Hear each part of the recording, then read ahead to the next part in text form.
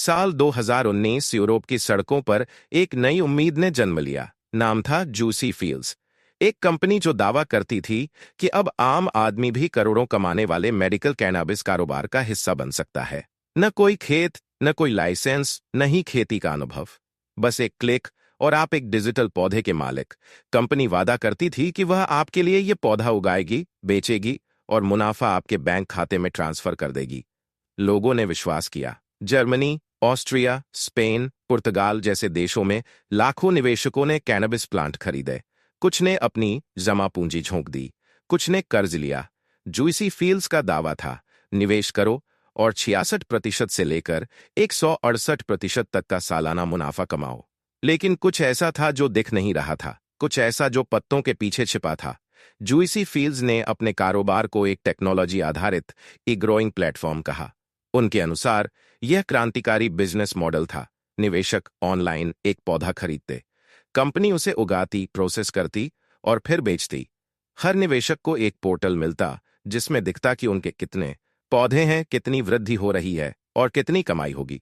आंकड़े इतने सजे संवरे होते कि उन्हें देखकर किसी को भी लगे कि वह करोड़पति बनने के बेहद करीब है।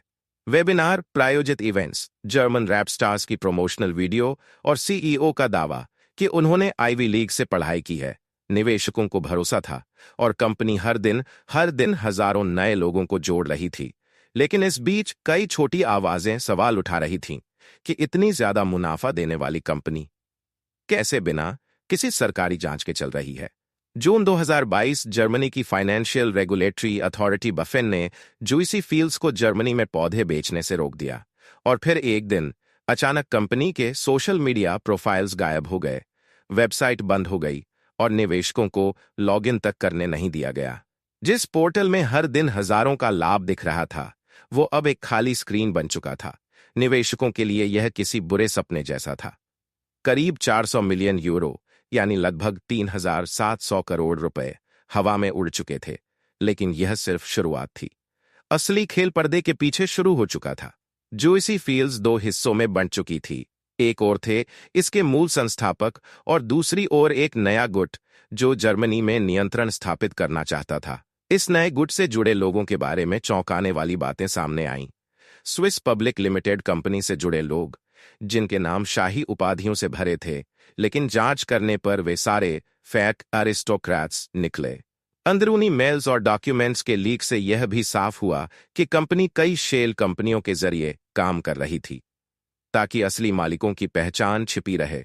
सबसे चौंकाने वाला खुलासा हुआ जब लीक हुए दस्तावेजों से सामने आया कि जूसी फील्ड्स के पीछे असल में रूसी मूल के लोग थे। सीईओ विक्टर बिटनर और मुख्य शेयर होल्डर पॉल बैरोल्ड। पर्दे के पीछे से असली खेल चला रहा था। एक नाम, सर्गेई बान। वह न सिर्फ कंपनी की स्ट्रैटेजी तय करता था, बल्कि उसे संगठित अपराध से भी जोड़ा गया। रूसी माफिया और कोलंबियाई ड्रग कार्टेल तक इसके तार फैले हुए थे। जूसी फील्ड्स अब तक एक स्पष्ट पोंजी स्कीम बन चुकी थी।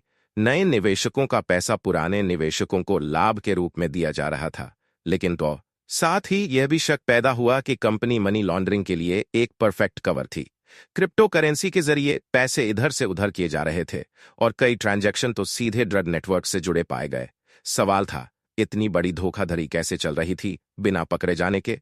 और जवाब मिला, अंतर्राष्ट्रीय शेल कंपनियों और फर्जी पहचान पत्रों के जरिए।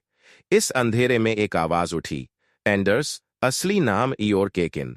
उसने खुद को एक व्हिसलब्लोअर बताया और सामने लाकर रख दी वो जानकारियां जो किसी थ्रिलर फिल्म जैसी थीं।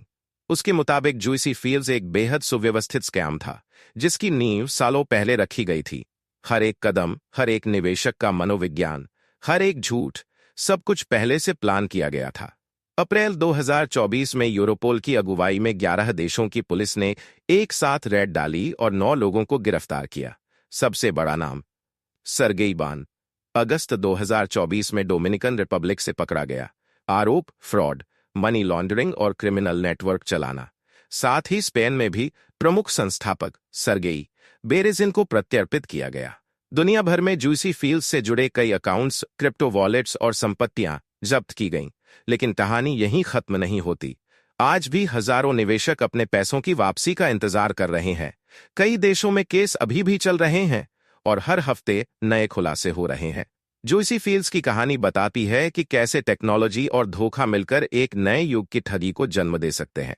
यह घोटाला न सिर्फ आर्थिक था, बल्कि मानसिक और भावनात्मक स्तर पर भी लाखों लोगों को झकझोर गया।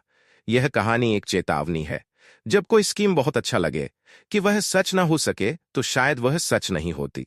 आने वाले वर्षों में एआई, क्रिप्टो और डिजिटल प्लेटफॉर्म्स पर भरोसा बढ़ेगा, और इसी भरोसे का फायदा उठाने वाले नए जालसाज पैदा होंगे।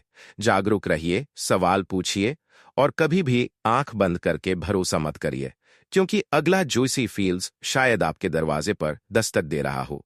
अगर आप चाहते हैं कि ऐसे घोटालों से और लोग भी बचें, तो इस वीडियो को शेयर जरूर करें